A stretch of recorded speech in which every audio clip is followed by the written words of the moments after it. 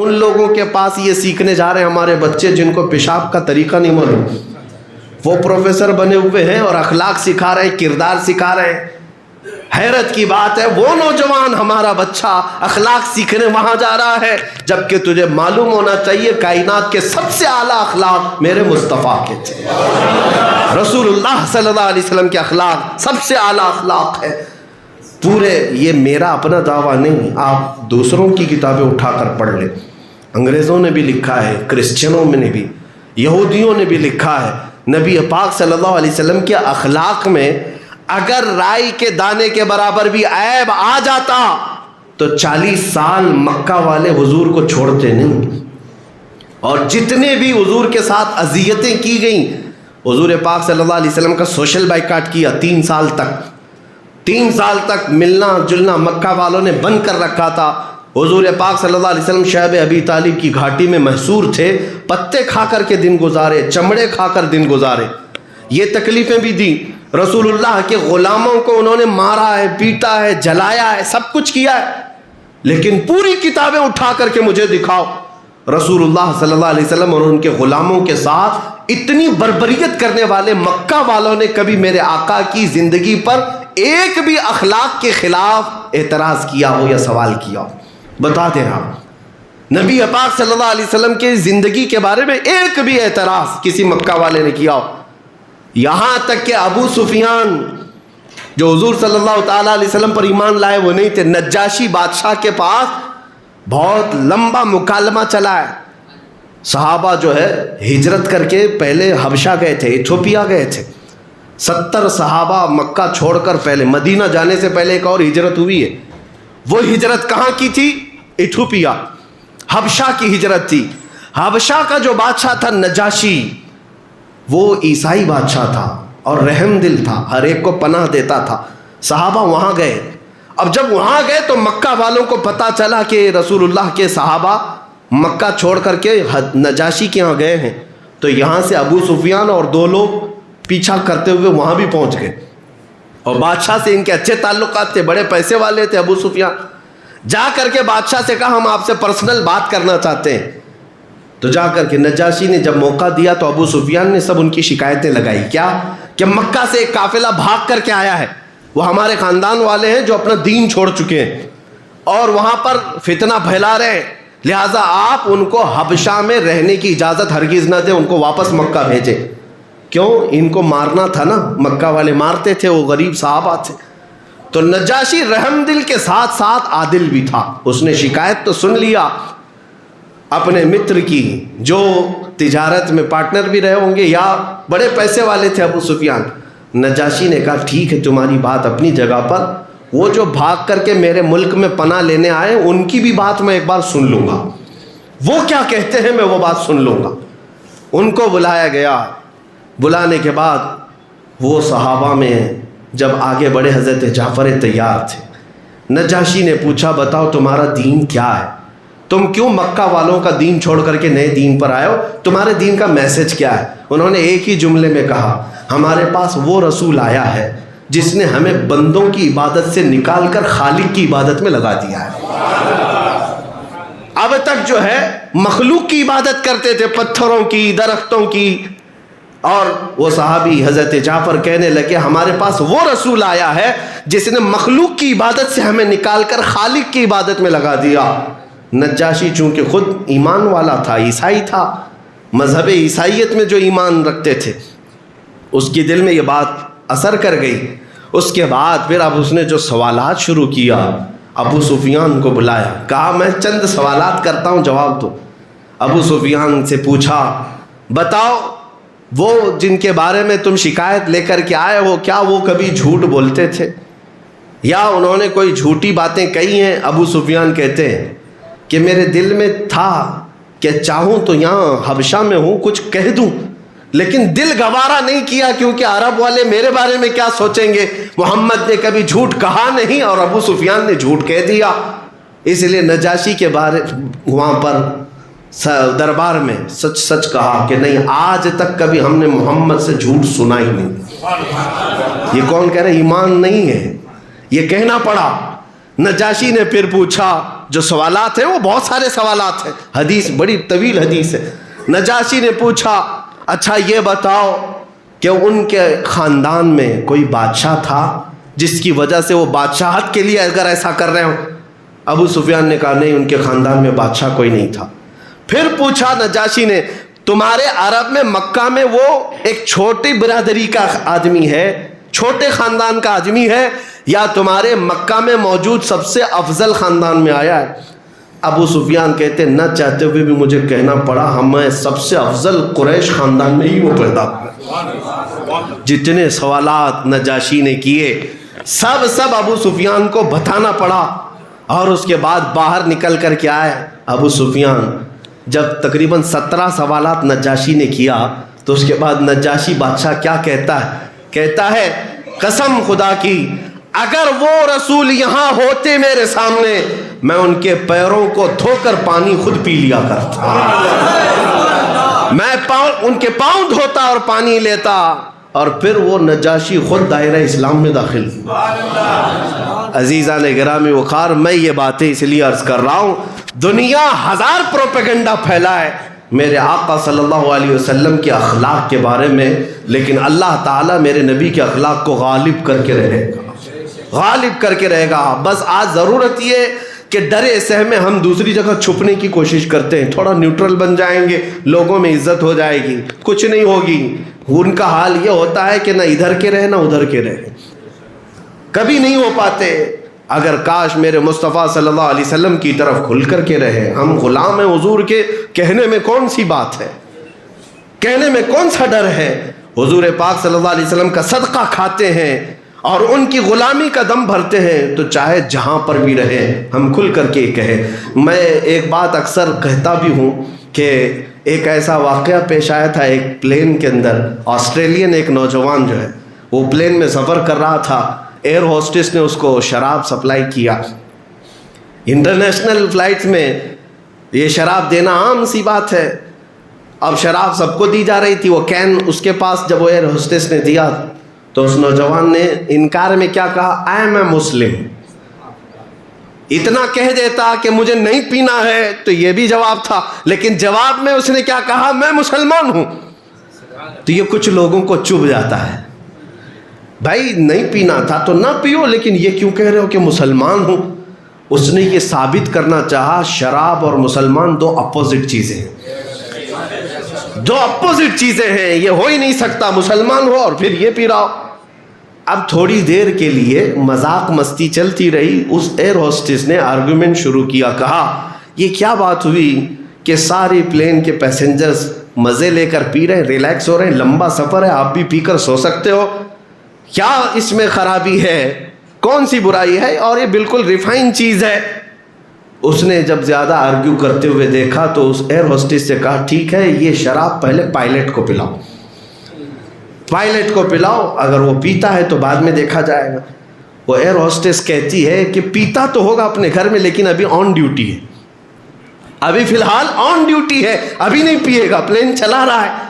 مسلمان نے کہا تو کان کھول کر سن لو، مسلمان پوری زندگی آن ڈیوٹی ہوتا ہے، وہ اپنے رسول اللہ کی غلامی میں آن ڈیوٹی ہے۔ یہی چیز میں چاہتا ہوں میرے عزیزوں، تم جس جگہ پر بھی ہو میرے مصطفیٰ کی غلامی لے کر چلو اور دنیا کو یہ بتاؤ ہم آن ڈیوٹی ہیں۔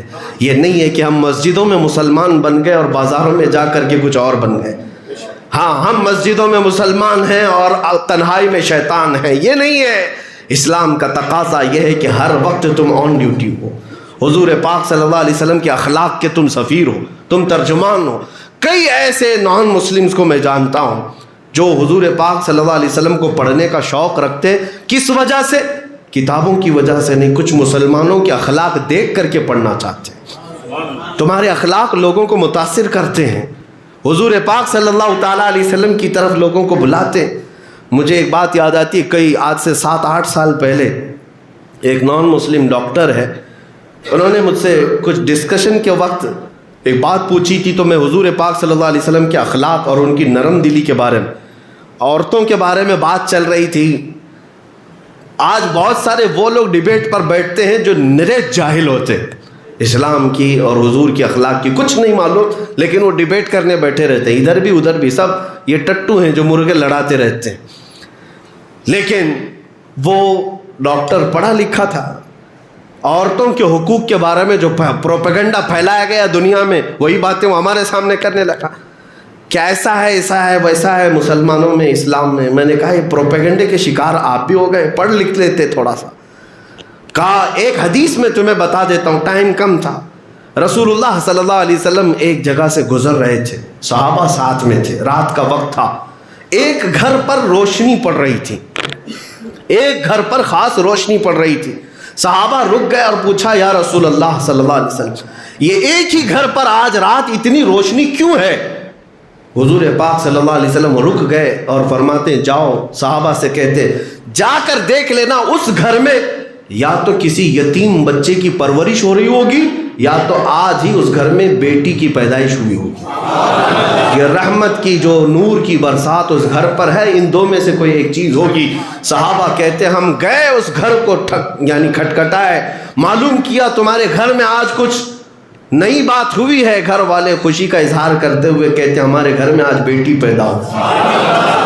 میں نے یہ حدیث اس کو بتایا تھا کہ وہ رسول ہیں جنہوں نے آسمان سے اترنے والی رحمتیں بھی بیٹیوں کے لیے مختص فرمائی ہیں، تم ان عورتوں کے حقوق کی بات کرتے ہو۔ اتنی سی بات اثر کر گئی۔ آج 7 سال ہو گئے، آج 7 سال تقریباً ہو گئے، اور ڈاکٹر نے خود باضابطہ یہ کہا کہ مولانا میں نے آپ کے رسول صلی اللہ علیہ وسلم کی مکمل بایوگرافی، سیرت مکمل طور پر بڑی بڑی کتابوں میں اب تک 3 بار ختم کر چکا ہوں۔ 3 بار میں حدیثوں کے ساتھ ان کی سیرت پڑھ چکا ہوں، اور جب جب پڑھتا ہوں تو ان کی عظمت میرے دل میں اور بڑھتی چلی جاتی ہے۔ عزیزان گرامی، بہت سارے ایسے اوقات ہیں جب تم اپنے اعمال سے، اپنے اخلاق سے دوسروں کو میرے نبی تک پہنچا سکتے ہو، حضور پاک صلی اللہ علیہ وسلم تک پہنچانے کا تم ذریعہ بن سکتے ہو۔ لیکن بعض لوگوں کے حالات ایسے بھی ہوتے ہیں جو حضور سے لوگوں کو دور کر دیتے ہیں، دور کر دیتے۔ تمہاری ذمہ داری اتنی ہونی چاہیے، آج راستے پر چلو تو اتنا سوچ کر چلو کہ میرے غلط قدم سے کوئی مجھے تانا نہیں دے گا۔ اگر میرے نبی تک انگلی اٹھا دیا تو کتنی بری بات ہے، کتنی بری بات ہے۔ میرے غلط قدم کی وجہ سے اگر میرے نبی کو کوئی گالی دیتا ہے، کوستا ہے، تو یہ میرے لیے مر جانا بہتر ہے۔ میرا اس طرح کا عمل، میرا مر جانا بہتر ہے اس سے زیادہ کہ اگر کوئی حضور تک انگلی اٹھایا۔ یہ صحابہ کا شوق یہی تھا کہ وہ اپنی زندگی کو جس قدر ریسپانسبل گزارا کرتے تھے، ذمہ داری کے ساتھ، ہر وقت ان کے ذہن میں یہ بات ہوتی تھی کہ ہم رسول کے غلام ہیں، کوئی حضور تک انگلی نہ اٹھائے۔ ایک واقعہ ایسا پیش آیا تھا حضرت عمر کے زمانے میں، ایک قرض خواہ، ایک آدمی قرضے میں ڈوبا ہوا تھا، اور اس پر ایک صحابی نے قرضے کا مقدمہ حضرت عمر کے پاس کر دیا، سیدنا عمر ابن خطاب کے پاس، کہ یہ آدمی میرا مقروض ہے، دیتا نہیں۔ حضرت عمر نے اس کو بلایا، اس نے کہا غریب بہت ہوں، پیسے کچھ بھی نہیں ہیں۔ حضرت عمر نے کہا نہیں، بہت دن ہو گئے، اب تجھے ٹائم دیا جاتا ہے، اب یہیں پر تجھے قید کر دیں گے۔ اس آدمی نے کہا، اجنبی تھا، مدینے میں اجنبی تھا، کہا کہ امیر المومنین 2 دن کا ٹائم دیں، میں یہ صحابی کا قرضہ کہیں سے لا کر چکا دوں۔ کہا ابھی تو پکڑا گیا ہے اور تو یہاں سے جائے گا، تیری ضمانت کون لے گا؟ کوئی ہے جو تمہاری یہاں پر ضمانت لے؟ ایک اجنبی آدمی کی ضمانت کون لے گا؟ کوئی نہیں۔ پورے مجمع میں دیکھا، اس نے کہا مجھے تو یہاں کوئی پہچانتا نہیں ہے، بس ان کے ساتھ میرے تجارتی معاملات تھے، میں دور گاؤں میں رہتا ہوں۔ حضرت عمر جب یہ بات دیکھ رہے تھے عدالت میں، حضرت ابو درداء ایک صحابی ہیں، کھڑے ہوتے ہیں، کہتے ہیں امیر المومنین میں اس کی ضمانت لیتا ہوں۔ حضرت عمر نے کہا اگر وہ نہ آیا 2 دن کے بعد تو جیل میں تم رہو گے ابو درداء۔ کہا منظور ہے امیر المومنین۔ کہا ٹھیک ہے، چھوڑ دیا گیا۔ وہ گیا اپنے وطن اور غائب ہو گیا۔ 2 دن ہو گئے، دوسرے دن جب عدالت لگ رہی تھی، حضرت عمر نے ابو درداء کو بلایا کہ اب قید خانے میں تو تم جاؤ گے، ایک اجنبی کی ضمانت تم لیے تھے۔ لیکن جب وہ خوشی خوشی آ رہے تھے عدالت میں، اسی وقت دیکھا کہ وہ قرض خواہ مقروض آدمی بھاگتا ہوا عدالت میں پہنچ گیا۔ کہا میں اپنی قرض کی امانت لے آیا ہوں، میں انتظام کر لیا، اس صحابی کو بلائیں جن کا قرضہ تھا۔ وہ آئے، انہوں نے دیکھا کہ یہ بندہ لے کر کے آ گیا، واپس لے کر کے آ گیا ہے۔ اب یہاں پر معاملہ بالکل بدل گیا۔ عدالت میں جو ہے اس قرض خواہ کو اس صحابی نے معاف کر دیا کہ قرضہ میں معاف کرتا ہوں، مجھے تجھ سے قرضہ نہیں چاہیے، واپس لوٹانے کی حاجت نہیں، میں نے معاف کر دیا۔ تب حضرت عمر ابن خطاب رضی اللہ تعالیٰ عنہ نے اس بندے سے پوچھا کہ تو بھاگ کر جا چکا تھا، بچ سکتا تھا، تجھے مدینے والے پہچانتے نہیں تھے، کہیں جا کر چھپ جاتا، واپس کیوں آ گیا 2 دن کے بعد؟ وہ کہتا امیر المومنین سچ کہہ رہے ہیں آپ، بھاگ سکتا تھا، لیکن اگر بھاگ جاتا تو ڈر اس بات کا ستا رہا تھا کہ کہیں دنیا یہ نہ کہے محمد عربی کے غلام دھوکے باز ہوتے ہیں۔ میں رسول اللہ کا غلام، میں رسول اللہ کا غلام ہوں، کہیں کوئی یہ نہ کہہ دے کہ محمد صلی اللہ علیہ وسلم کے غلام دھوکے باز ہوتے ہیں، وعدہ خلافی کرتے ہیں۔ اس لیے اس ڈر کے ساتھ میں حاضر ہو ہی گیا۔ حضرت عمر فاروق رضی اللہ تعالیٰ عنہ نے حضرت ابو درداء سے پوچھا، اجنبی آدمی تھا، آپ نے اس کی ضمانت کیوں لے لی؟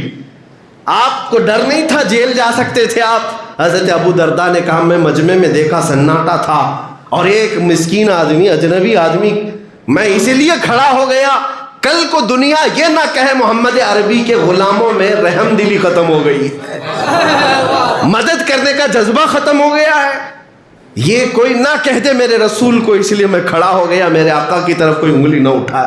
حضرت عمر نے اس صحابی سے پوچھا جنہوں نے قرضہ معاف کیا، کہا 2 دن پہلے تو آپ مقدمہ کیے تھے، آج معاف کیوں کیے؟